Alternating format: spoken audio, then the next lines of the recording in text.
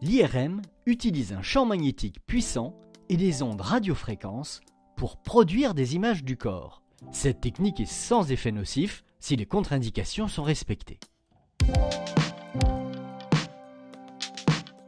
Avant d'être installé en cabine, il vous est demandé de lire une note d'information qui vous explique le déroulement de l'examen et permet d'obtenir votre accord pour sa réalisation. L'ordonnance vous sera également demandée. Les données obtenues pourront également être utilisées pour la recherche, dans ce cas toujours de façon anonyme, afin d'améliorer constamment les techniques d'acquisition et les résultats des examens. Vous avez bien sûr la possibilité de vous y opposer. Merci dans ce cas de nous le signaler avant la réalisation de l'examen. Si vous avez déjà passé une IRM ou un scanner dans un autre centre et que vous avez les images avec vous, merci de le préciser au manipulateur radio pour qu'il ou elle les transmette au médecin radiologue. Il est en effet souvent utile de comparer les images récentes à d'autres plus anciennes.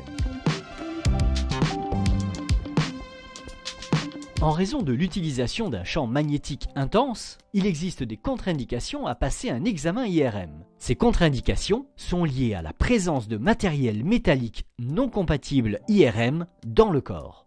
Ce matériel peut être déplacé par le champ magnétique ou bien chauffé intensément pendant l'examen. Il est donc nécessaire de le signaler dès votre arrivée et en particulier au manipulateur en radiologie qui fera l'examen. Ce matériel inclut notamment les stimulateurs cardiaques, les implants métalliques tels que les clips sur les vaisseaux, certaines prothèses cardiaques, des implants cochléaires et des projectiles métalliques, tout particulièrement lorsqu'ils sont présents dans la région des yeux, le cerveau ou la moelle. Cependant, grâce aux progrès réalisés par les fabricants, de plus en plus de dispositifs médicaux sont maintenant dits IRM compatibles.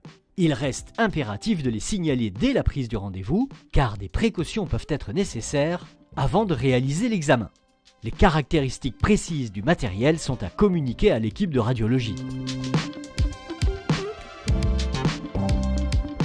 L'examen IRM peut être réalisé pendant la grossesse.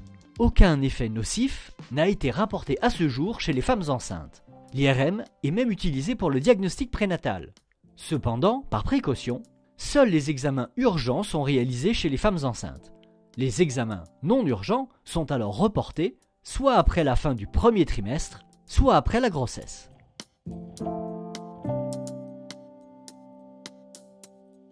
Un produit de contraste peut être injecté pendant l'examen sur décision du médecin radiologue.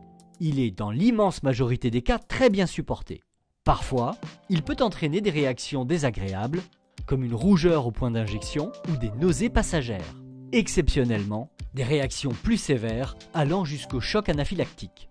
Il est impératif de signaler tout antécédent d'allergie à un produit de contraste. Aucun effet secondaire grave n'a été rapporté à ce jour chez les enfants exposés au gadolinium durant la grossesse. Et le médecin pourra donc décider de réaliser l'injection si elle apporte un bénéfice important pour votre prise en charge. À l'arrivée dans le service, l'agent d'accueil enregistrera votre venue et préviendra l'équipe IRM. Le ou la manipulatrice en radiologie viendra vous chercher pour réaliser l'examen IRM. L'examen peut parfois être retardé si un autre patient nécessitait un examen en extrême urgence.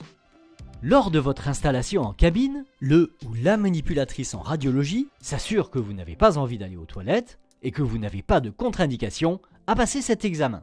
Une fois tous ces points vérifiés, et votre accord obtenu, il vous est demandé d'ôter tous les objets métalliques que vous auriez sur vous et tout ce qui pourrait être démagnétisé par l'IRM. Pendant l'examen, il vous faudra rester parfaitement immobile. Si vous bougez pendant une séquence, les images sont floues et une nouvelle acquisition pourra être nécessaire qui allongera d'autant la durée de l'examen. La durée de l'examen est variable, en moyenne autour de 20 à 30 minutes, parfois plus longue.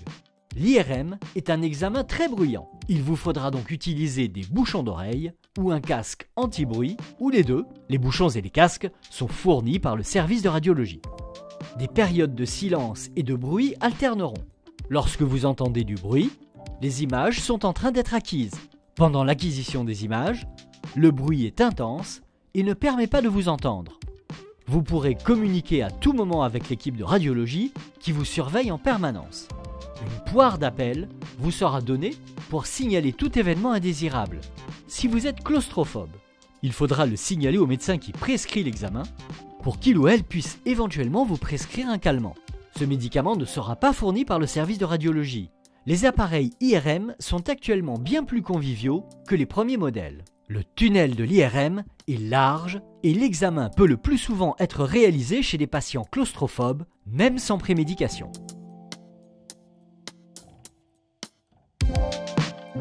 À la fin de l'examen, le manipulateur en radiologie vous raccompagne dans la cabine et vous remettra, si vous le souhaitez, le CD de l'examen. Ensuite, le médecin radiologue analyse votre examen et rédige un compte-rendu qui vous sera remis par une secrétaire. Vous pouvez demander à voir le médecin radiologue pour un premier avis sur votre examen. Si vous êtes hospitalisé en consultant de l'hôpital, les radiographies et le compte-rendu seront disponibles directement dans votre dossier médical et dans un deuxième temps pour les patients adultes dans l'espace patient sur le site www.mon.aphp.fr. N'oubliez pas de montrer ce dossier à votre médecin lors de votre prochaine consultation.